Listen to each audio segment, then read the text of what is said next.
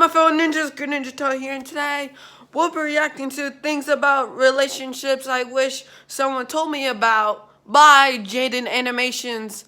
Now, this came out around 3 days ago. Now, sorry if I haven't been around to react to stuff because I've been really busy, so I'm sorry about that. So, I hope you enjoy it, and no, I have something to tell you. Last night, I had another seizure, and, yeah, it just recently happened. I don't know what caused it, so, yeah, I just don't know what happened. Yeah, I just went to bed last night, and out of nowhere, my dad just hears it, and then he had to help me walk down the stairs. So yeah, that's what happened. So yeah, and I had to sleep on.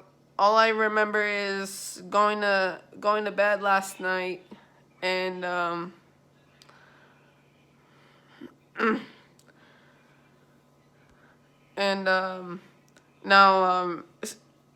waking up on the couch. So yeah, so now I have to stay home from school. So anyways, so I wanted to make a video for you guys today. So anyways, the original video is in the link in the description. Make sure to go subscribe to ByJaiden Animations if you haven't already. With that being said, let's begin. People are so complicated that most of us don't even understand our feelings and thoughts half the time. Yet, here we are, 7.5 billion of us stuck on this rock, having to interact with each other, everyone with different goals and values and beliefs, and we all gotta try and get along. And also, some people have knives and no emotional reaction to murder. But that's not the point. When I say relationships, I'm talking about any type of interaction between people. Friends, family, colleagues, when you do the kisses with someone. Red flags are a term that everyone's familiar with. That person cheats on everyone they've been with? Red flag. That person only uses people for their personal benefit? Red flag. That person doesn't wipe off the knife after spreading butter on toast, and when they go for more butter, little crumbs get stuck in the tub?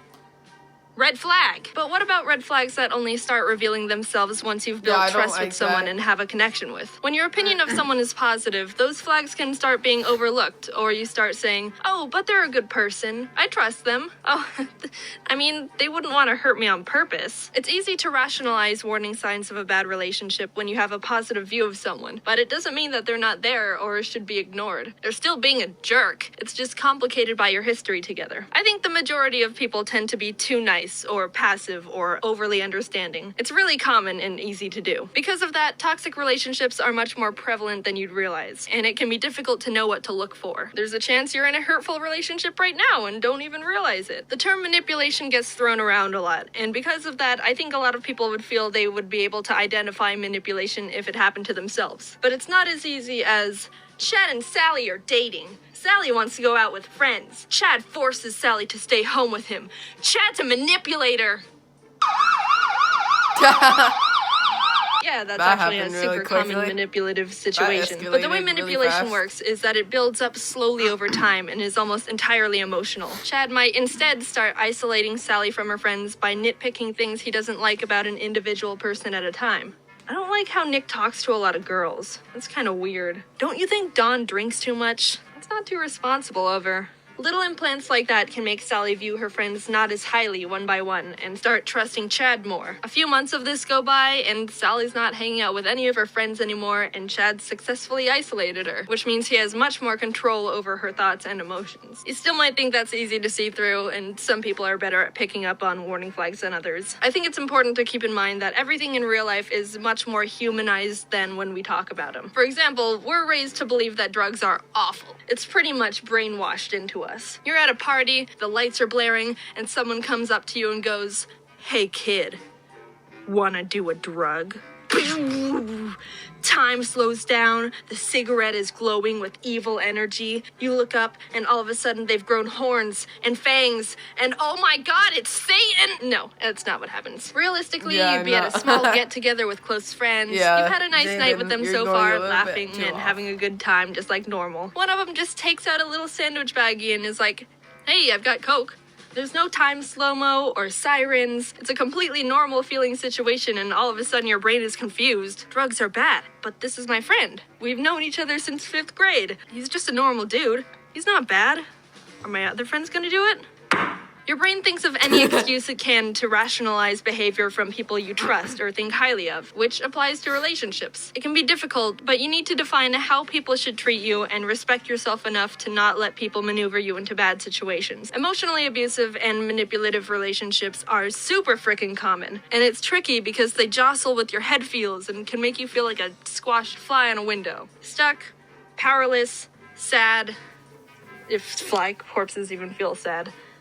I mean, I guess they're just dead. Emotional blackmail is a way to control or manipulate someone by using guilt, fear, and obligation against them. Is someone passive-aggressive, overly controlling? Do they use threats like, do this or I'll hurt you? Or even, do this or I'll hurt myself?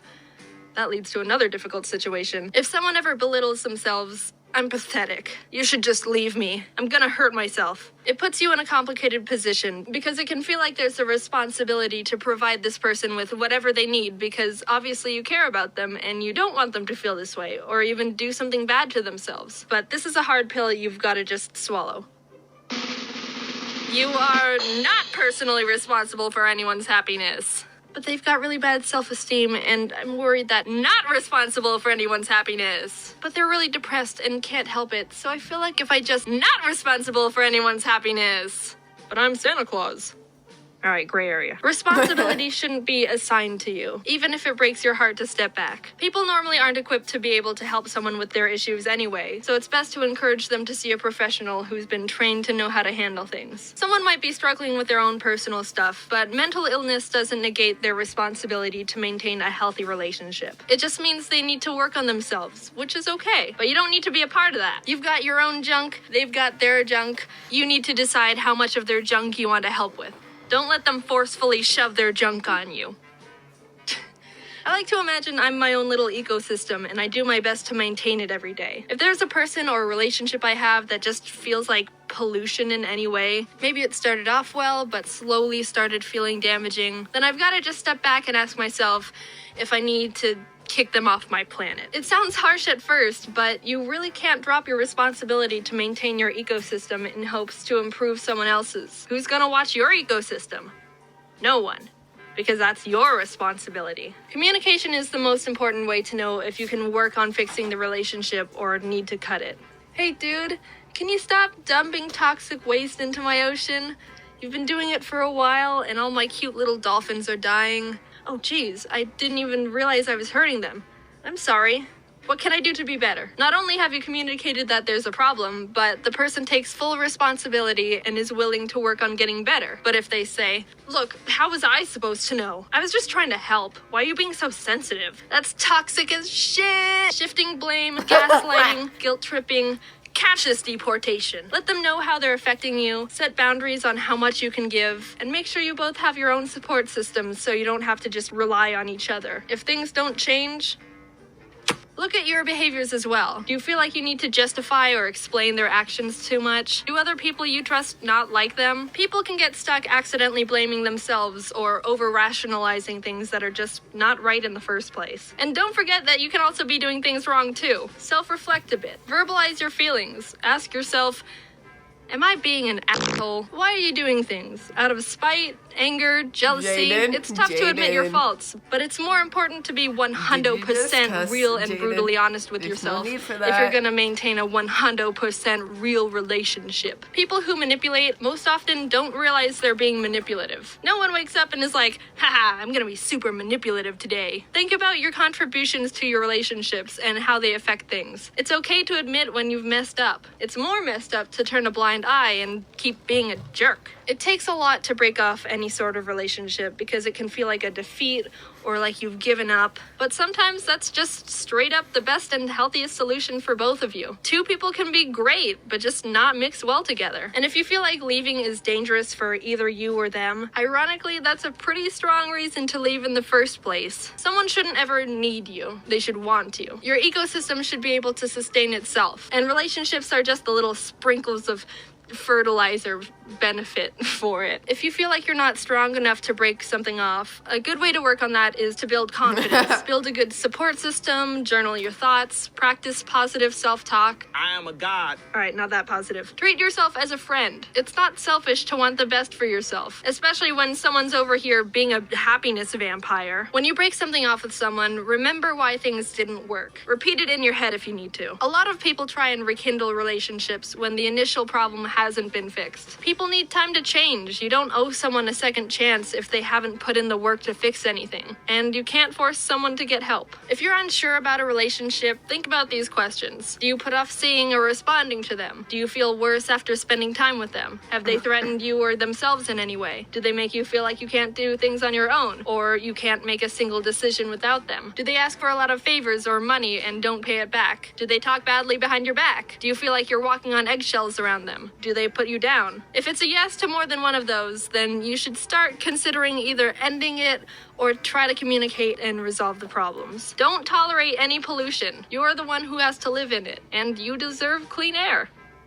Big thanks to my friend Katie Morton for helping me out with writing this video. I wanted to make sure I didn't say anything inaccurate, and she's a licensed specialist. Anyways, guys, I hope you liked this video. Of course, I hope you're able to take this advice and interpret it to situations in your own way. If you want to put a lot of energy into trying to help or be there for someone, that's completely fine. I just want people to know it's okay to think about yourself as well in situations. I've met and I'm friends with so many great people who've tried to help someone they care about, but it ended up being too much and starts dragging them down too. Like, once you start talking to people about it, it's like, holy crap. Literally everyone's gone through something like this, and it's so easily preventable if you know what to look for. Anyway, thanks for watching. Hope this helps someone out there. You're great. Talk to you later. Bye. Ari says bye too. Alright, guys. Anyways, guys. So, I hope you like this video. Make sure. So, anyways, guys, like the video, subscribe. Ugh. I don't remember how to do this because it's been a while. So, anyways, guys, make sure to. And bleh. Okay, so sorry. So give it a like. Subscribe to the channel. Hit that notification bell, and I'll see you ninjas later. Peace out, guys, and make sure you go subscribe to ByJaiden Animations if you haven't already. And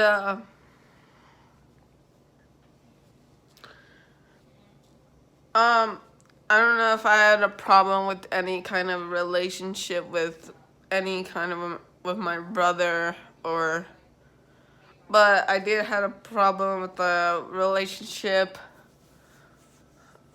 It was going good. I had a girl relationship with someone. It was going fine until she broke up. It was pretty sad. Well, anyways, so yeah. So anyways, guys, thank you for watching, and yep, I'll see you ninjas later. Peace out, guys.